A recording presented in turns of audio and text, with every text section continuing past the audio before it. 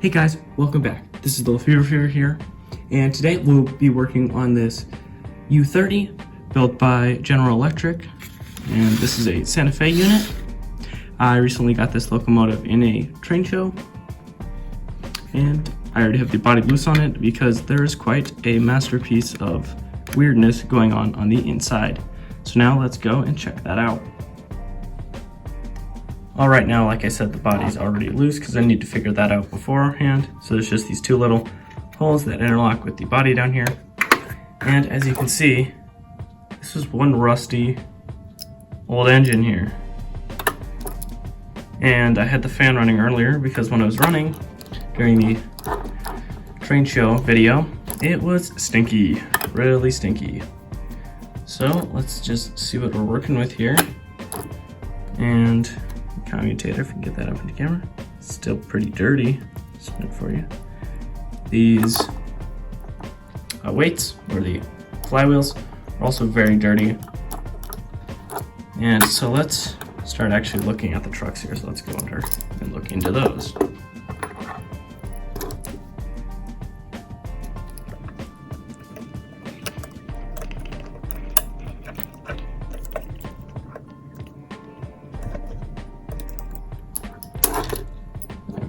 One truck is open,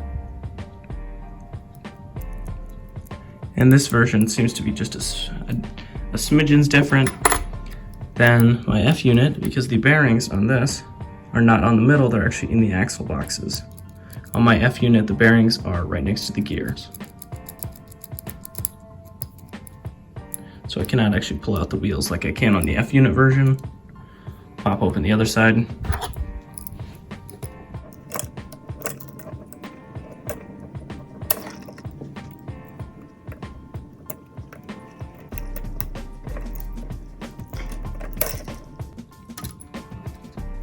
Alright, I knocked off the coupler box on that, but I can put that on fairly easily. Oh, hurt my finger.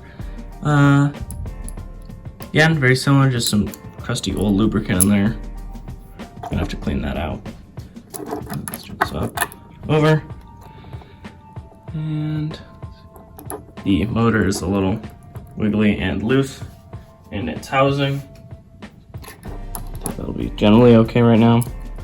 Do not want to fully tear down this engine right now, but just trying to see where to go next.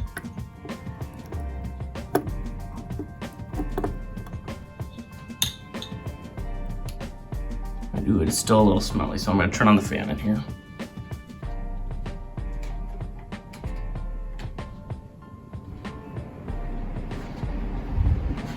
There we go.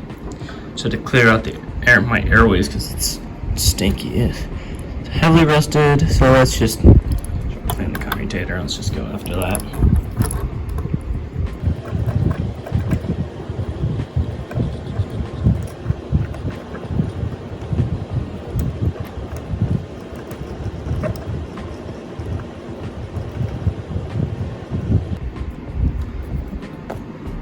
Crack open my case so I can clean out the ridges in it.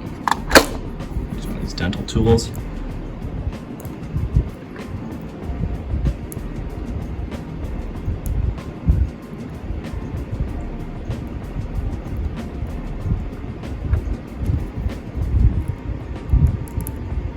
Yeah, you do want to make sure to clean out these ridges because they get stuck in between each other, or if anything gets lodged in there, then your engine can short, and then you have bigger problems.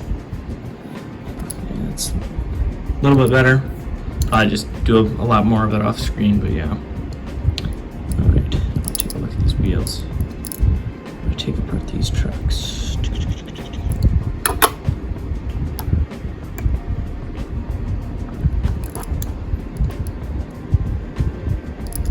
Just gonna have to do it the old-fashioned way.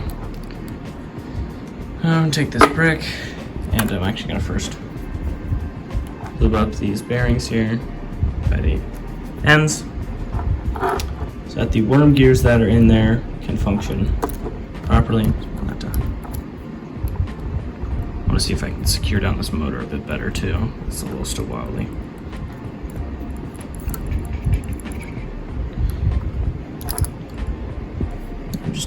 looking again to see if this rust is, it's only on the outer casing, so it's not actually getting into the motor.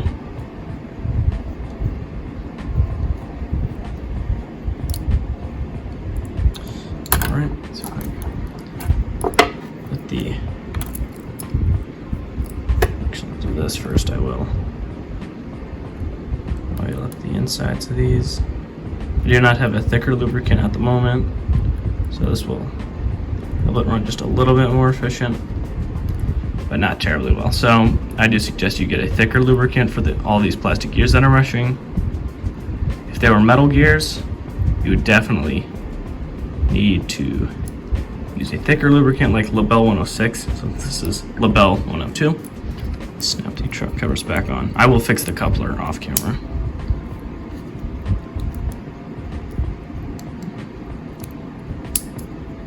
Those are cracked on.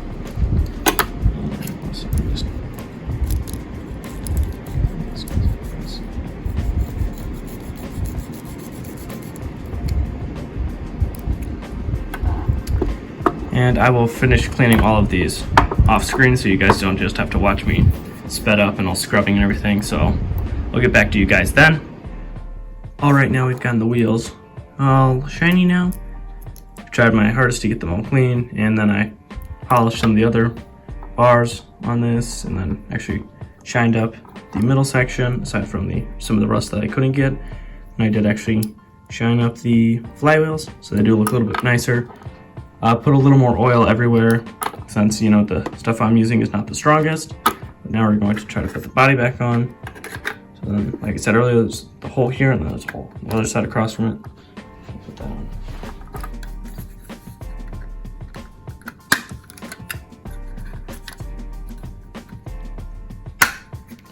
There we go. All right, sorry for moving the camera there. Let's get this on the led and then we'll have it do some laps. All right, before we get this thing hooked up to any rolling stock, let's just test its performance. And starting forwards here. Oop, it leach. There we go. Come on.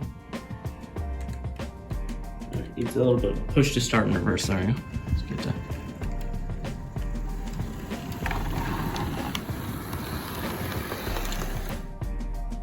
Alright, about 40% power it starts and forward, and then you need just a smidge more to go in reverse. But now it's actually gonna get some cargo. A little more. This coupler is a little off to one side. I'm trying to reset the spring in there, but it's a little finicky. But let's get that going.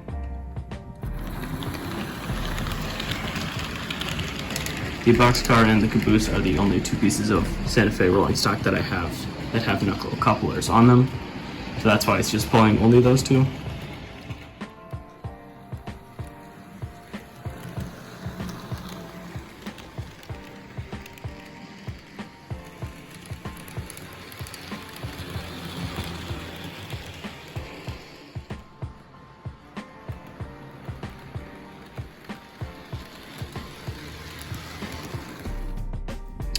All right, that's it for this restoration video. I think we've fixed up this locomotive fairly well, and I hope that this proves to be helpful for you if you have any similar locomotives like this.